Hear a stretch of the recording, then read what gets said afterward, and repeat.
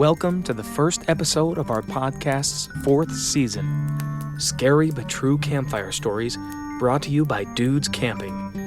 Hosted and narrated by Matthew S. Newbold.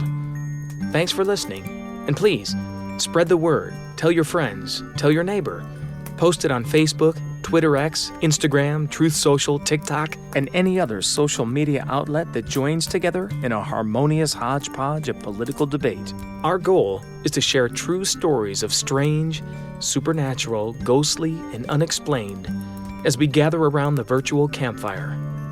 Or maybe you are sitting around a real campfire right now. Maybe you have a strange but true story you'd like to share. Email us at dudescampingstories@gmail.com with your own Bigfoot, UFO, ghost, conspiracy, or just unexplained supernatural story, and we'll consider it for broadcast.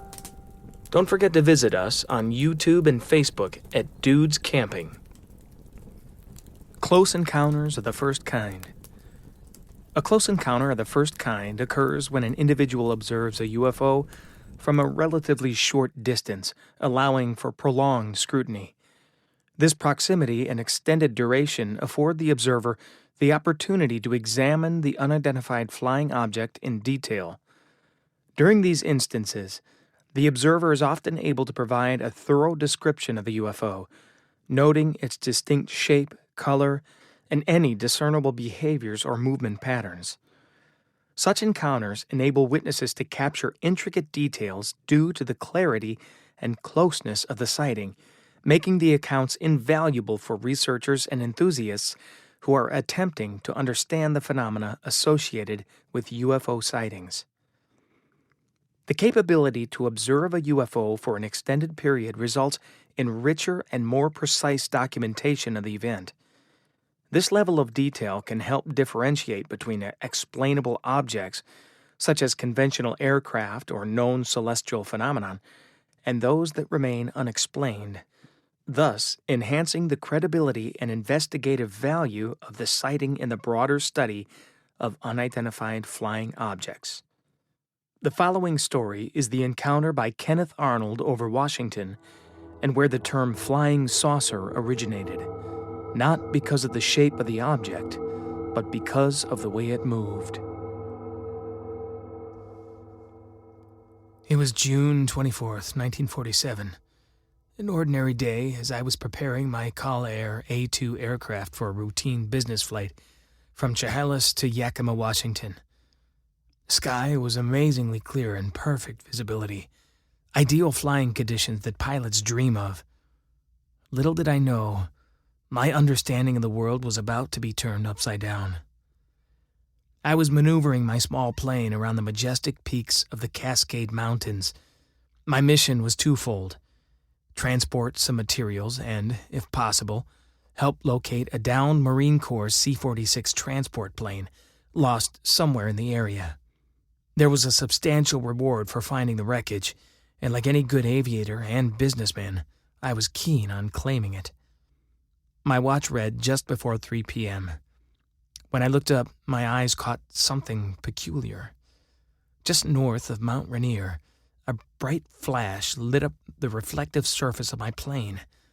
It startled the hell out of me, and I scanned the skies, searching for the source of this unexpected glint. What I saw next is something I can hardly explain without questioning my own sanity. 9 unusual objects, flying in a diagonal formation, were streaking through the sky at an incredible speed. They were thin and flat, almost disc-like, reflecting the sun's rays with intense brilliance. My initial thought was these have to be geese, but no bird could move at such a breakneck pace. These were no ordinary aircraft either. Their motion was erratic, like saucers skipping on water, a comparison that would soon capture the imagination of the public. I observed these mysterious crafts, not knowing what I was looking at. I grabbed my instruments and attempted to calculate the speed based on my known landmarks. Mount Rainier, my current altitude, the object's altitude, they seemed to be moving at an unbelievable rate of over 1,200 miles per hour, a speed unfathomable for any man-made object. The encounter really didn't last that long, a couple minutes at the most. As quickly as they had appeared, the objects were gone. I was alone once more above the silent mountains, with only the hum of my engine and the whirl of my thoughts for company. Upon landing, I relayed my experience to anyone who would listen. The story spread like wildfire, capturing headlines and igniting a frenzy over what I termed flying saucers. The official explanations ranged from a mirage to misidentified planes, even to the downright absurd. But I know what I saw, and it was neither a hallucination nor any aircraft known to man. To this day, the enigma of what I witnessed near Mount Rainier haunts me. Were they visitors from another world, a secret military experiment, or something else? The truth remains as elusive to me as those fleeting shadows that crossed my path on that summer day. The Kenneth Arnold sighting is considered the sighting that sparked the modern UFO interest. He described their motion as saucers skipping on water, which was later misquoted by the press as flying saucers, coining the popular term. Arnold's detailed account and credibility as a respected pilot and a businessman brought significant attention to the phenomenon of UFOs. Another series of sightings occurred in Lubbock, Texas, primarily noted for the unusual formation of lights observed by several respected science professors from Texas Technological College, now Texas Tech University, and numerous other witnesses in August and September 1951. The professors observed a V-shaped formation of 15 to 30 lights flying overhead. These sightings received considerable attention and were even photographed. The photographs were published in newspapers across the nation and analyzed by the U.S. Air Force, which eventually concluded the lights were caused by a type of bird called a plover. However, many skeptics and UFO enthusiasts do not accept this explanation, keeping the Lubbock Lights a topic of debate and interest in UFO circles.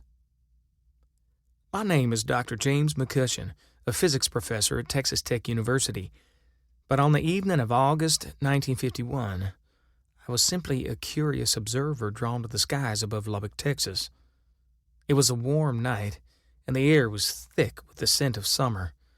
I had just finished grading papers when I decided to step outside for a breath of fresh air. The stars were twinkling overhead, and as I looked up to take in the majestic view, something caught my eye. A strange series of lights darted across the sky. At first, I thought it was just my imagination playing tricks on me. After all, I had spent hours poring over equations and theories, my mind frazzled from the weight of academia. But the lights persisted. They moved in a manner that was unlike any aircraft I'd ever seen. They glided silently, almost as if they were dancing, weaving in and out of formation with a grace that was mesmerizing. I was intrigued, my scientific mind racing with the possibilities of what I was looking at. Could they be military aircraft? Perhaps experimental vehicles? Or something more otherworldly? I rushed inside, my heart pounding with excitement, and gathered my colleagues, other professors with a keen interest in the unknown. We all shared a fascination with the mysteries of the universe, and this was an opportunity too compelling to ignore. We decided to head to the roof of the science building, a perfect vantage point to observe the spectacle unfolding above us. As we climbed the stairs, I could feel the thrill building within me. I was no longer just a professor. I was an explorer, a witness to something extraordinary. We reached the roof and laid on our backs, gazing up at the night sky. The lights were still there, shimmering and pulsating like a cosmic ballet. The lights began to coalesce into a formation, a series of bright orbs that seemed to be communicating with each other. They moved in unison, darting back and forth, then suddenly accelerating to speeds that defied explanation. We were all silent, our eyes wide with wonder, exchanging glances filled with disbelief. I fumbled for my notebook, eager to document every detail of what we were witnessing. As the minutes passed, more and more people began to gather in the vicinity, drawn by the reports of the strange lights. I could see the excitement in their faces, the shared sense of awe. The lights began to split apart, then regroup, performing aerial maneuvers that seemed impossible for any man-made craft. I found myself lost in thought, grappling with the implications of what we were witnessing. Were we witnessing a technological marvel, or were we looking at something beyond our understanding? The following days were a whirlwind of speculation and investigation. I found myself in discussions with my colleagues and local officials, trying to make sense of the phenomenon. We reached out to the community for more witnesses, gathering reports from residents who had seen the lights from their backyards. Some described them as glowing discs, while others spoke of elongated shapes that zipped through the air. I remember one particular account from a local resident who claimed to have seen the lights hovering over a nearby field, casting an eerie glow on the ground below. The excitement was contagious, but so was the skepticism. Not everyone was willing to believe what we had experienced. Some dismissed it as mere reflections of the city lights or misidentified airplanes.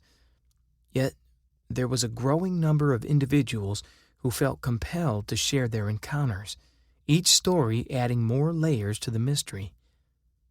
Our small group of professors decided to take a more scientific approach.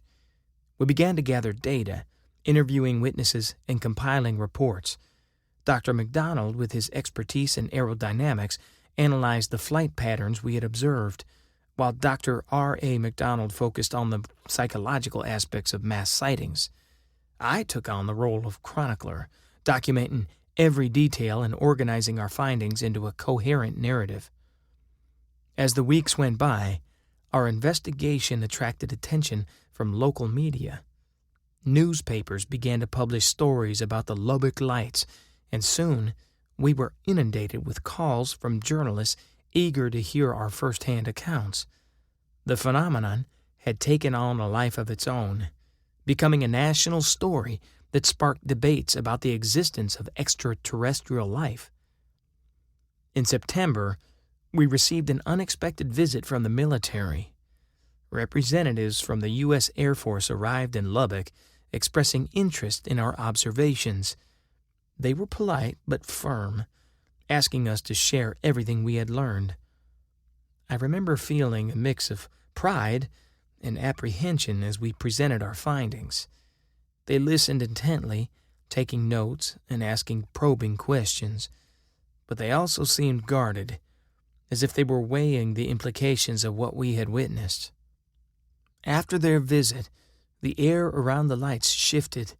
The fervor of the initial excitement began to cool, and the military's presence cast a shadow of doubt over our investigation.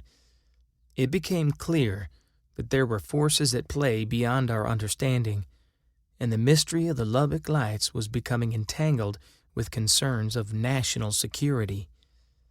Despite the waning interest from the public, my colleagues and I refused to abandon our pursuit of the truth. We continued to collect data, reaching out to other academics and researchers who had investigated similar phenomena. The more we learned, the more questions we had. What were these lights? Why had they chosen Lubbock?